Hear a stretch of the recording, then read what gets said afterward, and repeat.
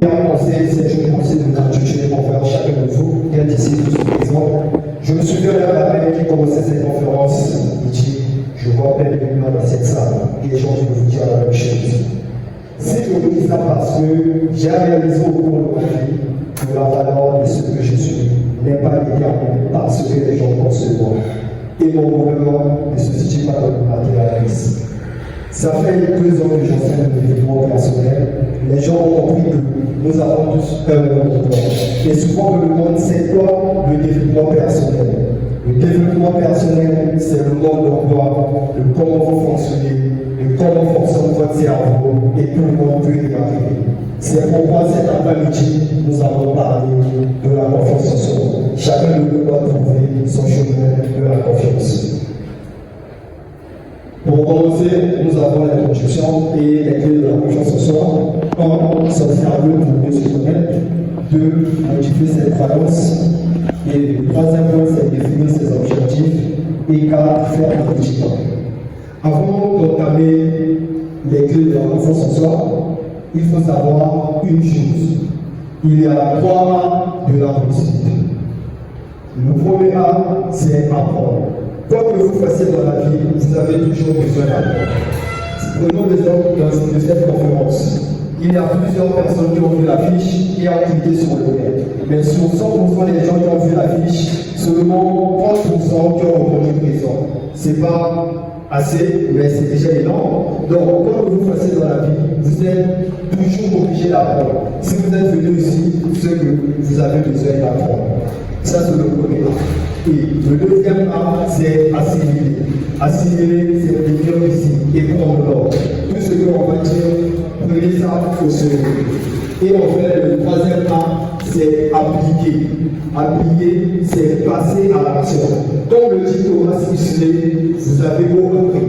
Mais si vous ne passez pas à l'action, rien ne va changer.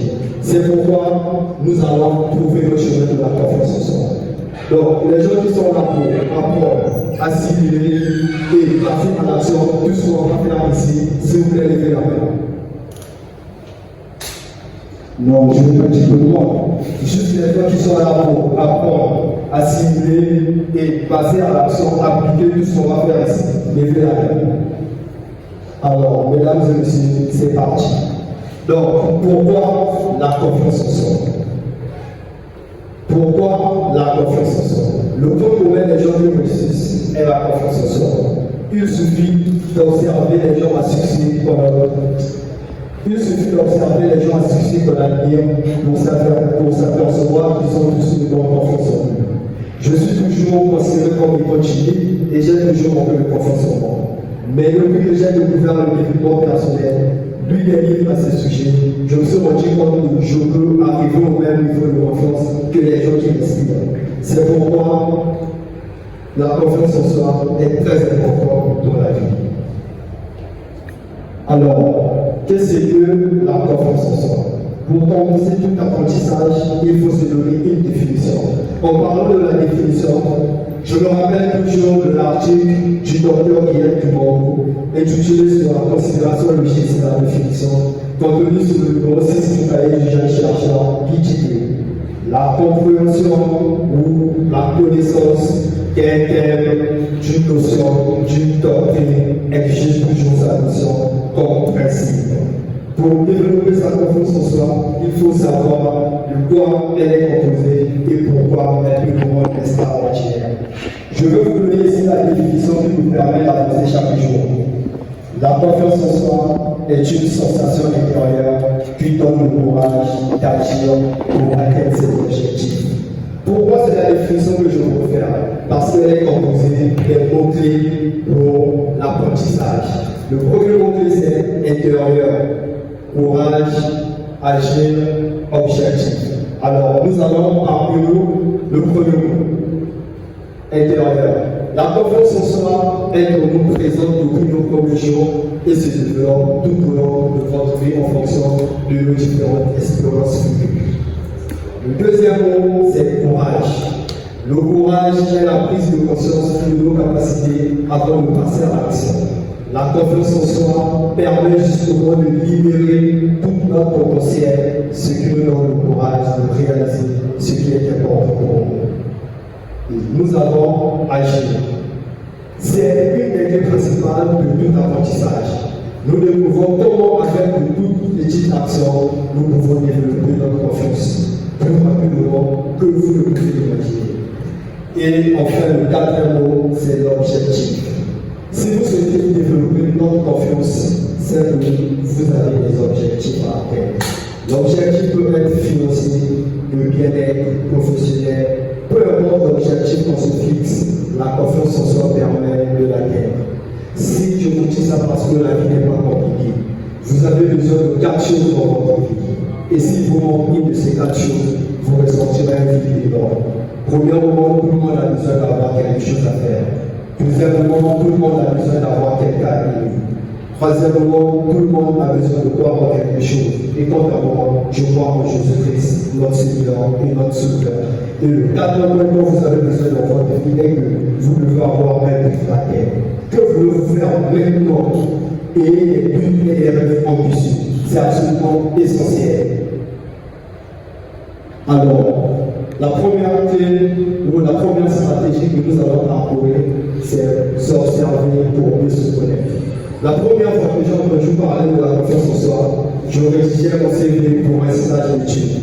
La deuxième fois, on me l'a reparlé, notre professeur nous expliquait l'importance de connaître ses capacités, ses défauts, leur intelligence de gauche.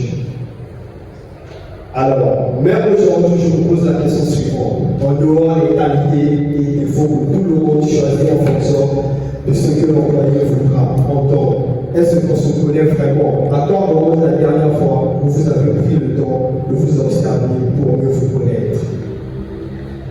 La confiance en soi commence par la connaissance de soi. Si vous ne le définissez pas vous-même, les gens vont prendre l'abstraction de le faire à votre place. Mais personne ne vous connaît assez pour le faire à votre place. Imaginez que vous êtes en train de discuter avec un collègue de votre entreprise. Vous lui faites part d'un désir de travailler dans un poste avec plus de responsabilité. Et ce dernier se permet de vous dire qu'il ne pense pas que vous serez capable de réussir car il pense que vous êtes trop timide. Comment sentirez-vous? Comment sentirez-vous? Permettez-moi de vous dire que si vous ne vous êtes jamais défini, vous serez certainement triste et en colère contre ce colère qui ose briser votre rêve. Certes, ce collègue ne devait pas se permettre ce genre de repas, mais soyons honnêtes, se permettre de juger sans connaître la personne, tout le monde l'a déjà fait. Donc, au lieu de vouloir faire changer les gens, il sera plus bénéfique et certainement plus facile de prendre le temps de s'observer jour après jour. Comme le dit Albert Einstein, tout le monde est un génie. Mais si vous jugez un poisson sur sa capacité à grimper un arbre, il va passer toute sa vie. Il va passer toute sa vie à penser qu'il est stupide. Alors, la deuxième stratégie que nous allons parler, c'est modifier ses croyances. Dans ce chapitre, avant de commencer à apprendre, je vous propose de les apprendre. Je les explique. Chaque individu a ses propres croyances. Une croyance est une façon de penser qui permet d'affirmer les faits sans les avoir vérifiés. Les croyances sont généralement le résultat d'une expérience ou des paroles qui nous ont été inculquées de nos familles, amis, par la société en général, tout au long de notre vie, depuis notre enfance. Par exemple, une personne qui croyait dangereux de prendre la pensée militaire par ses destinations de voyage. Quand nous l'affirmons, vous croyez, la chose pour laquelle vous croyez finit toujours par se produire. Et la croyance en une chose est ce qui la fait se produire. Alors, concernant les croyances, nous avons deux types de croyances. On a les croyances limitantes et les croyances dynamisantes. La croyance limitante est une opinion à votre sujet qui vous freine d'une manière ou d'une autre. Ces formes de conviction sont souvent de fausses idées que vous faites sur vous-même et qui peuvent entraîner un certain nombre de conséquences néfastes. Donc, nous allons voir quelques exemples des croyances limitantes. Si on est de nature timide, on le restera à vie. Il faut avoir beaucoup de la chance pour qu'on veut dans la vie. Il faut être né des parents riches pour pouvoir le vivre dans son tour. Les parents divorcés, je suis donc prédisposé au divorce. Donc, nous allons voir les croyances dynamisantes. C'est une croyance qui se transforme et qui devient meilleure de jour en jour. Ces formes de conception aident à développer votre capacité d'adaptation et de l'unité positivement malgré que le contexte soit difficile. Voici quelques exemples. Tout peut s'apprendre dans la vie. Je réussis tout ce que j'entreprends, je suis capable de toujours m'améliorer. Et pour développer sa confiance en soi, il faut se débarrasser des croyances limitantes, donc les remplaçant par les croyances dynamisantes. Ayez l'habitude de poser des questions, comme disait Antonio Remix, tout devient des croyances, et cela fait comme la ligne que ces croyances existent dans mon esprit. Peut-être qu'il est temps de faire une mise à jour de votre esprit. Alors, la troisième clé, c'est définir ses objectifs. Les objectifs sont un médiateur de confiance. Il y a une corrélation directe entre le fait d'avoir des objectifs et avoir confiance en soi. Lorsque nous n'avons pas le but dans la vie, nous nous dispersons sans vraiment savoir quelle direction on doit prendre. C'est comme un marin qui partait en mer sans connaître son cap. Il se laisserait guider par les vents sans contrôler son avion en prenant le risque de se retrouver sans ressources au milieu des océans. Ce sentiment de vie très mal et comme une perte de confiance. Les objectifs jouent aussi un rôle sur la motivation. Définir vos objectifs vous aidera à augmenter votre confiance en vous. Pour acquérir cette énergie, vous devez savoir ce que vous voulez et pourquoi vous le voulez. Votre pourquoi doit être fort car il représente la raison qui vous empêchera d'abandonner en cours de route. Prenez le temps de vous poser des questions suivantes. Qu'est-ce que je veux dans la vie? Qu'est-ce que je veux dans la vie? Pourquoi je le veux? À quoi ressemblera ma vie si je ne fais pas ce qu'il faut pour atteindre ce que je veux?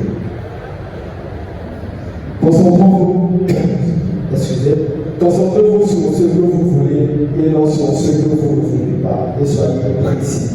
Plus le cap du travail sera précis, plus la trajectoire sera directe. Comme je le dis précédemment, la vie n'est pas compliquée. Nous nous compliquons trop la vie. Je veux faire 5 expositions des personnes présentes dans cette pièce aujourd'hui. Je suis prêt à parler que vous voulez réussir votre vie professionnelle. Je suis prêt à parler que vous voulez réussir votre vie personnelle. Je suis prêt à parler que vous voulez être utile. Je suis prêt à parler que vous voulez vous sentir en sécurité pour votre avenir. Et je suis prêt à parler que vous voulez réussir dans la vie. Alors, que voulez-vous faire maintenant? Et les buts et les rêves ambitieux. Je veux maintenant vous donner un plan simple pour réussir ce que je viens de dire. Parce que vous n'avez pas besoin de sacrifier votre vie religieuse pour faire une vie personnelle pour réussir. Tout est libre et ce n'est pas compliqué. J'ai toujours essayé de ne jamais de compliquer la vie. Rendez-vous compte qu'un arc-en-ciel comporte seulement 7 couleurs. Seulement 7. Regardez ce que Michel-Ange a réussi à faire avec ces 7 couleurs. Il existe le mot chiffre. Regardez ce que Bernard Madoff a réussi à faire avec ces chiffres. Il existe seulement 7 notes de musique. Seulement 7. Mais regardez ce que Beethoven a réussi à faire avec ces 7 notes. Alors, il est le vent favorable pour celui qui ne sait pas où il va, disait Sénèque. Faire des petits pas.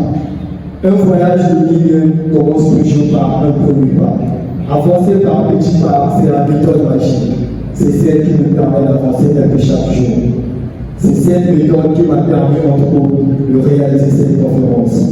C'est cette méthode qui vous aidera à atteindre vos objectifs et de devenir une personne plus confiante.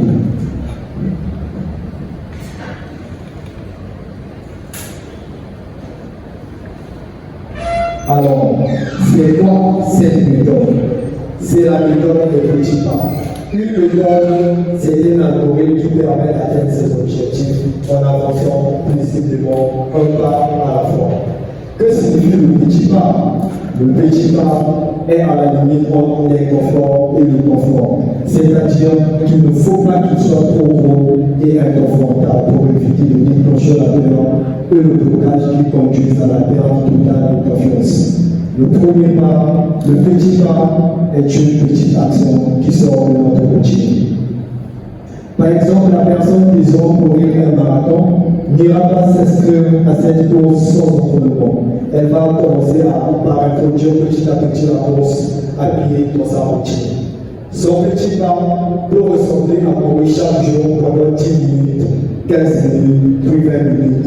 Ces entraînements représentent donc ces petits pas face à son objectif. Même la vie de la roche le petit pas n'a pas pour but d'obtenir des résultats immédiats, mais de nous faire devenir la personne capable d'agir pour réaliser ses objectifs. Quand j'étais petit, j'étais le petit-fils de ma grand-mère. Son nom c'était Minigo Maroni. Je ne vais pas vous dire pourquoi elle est ici, que Dieu repose son nom. Ma grand-mère m'a dit quelque chose auquel j'ai cru toute ma vie. Et cette chose, je voudrais la partager avec vous aujourd'hui. Elle m'a dit, ne pas perdre de fermer les yeux et de revu, mais ouvre les yeux et regarde. N'ayez pas peur de fermer les yeux et revu, mais ouvrez les yeux et regardez. Pour beaucoup de personnes, la distance qui la rend le rêve et la réalité est intimidante. Elles se retrouvent bloquées. Elles ont deviennent paralysées. De la seule manière d'avancer, elle est honnête, d'avoir ce qu'il va falloir faire pour réaliser ses rêves.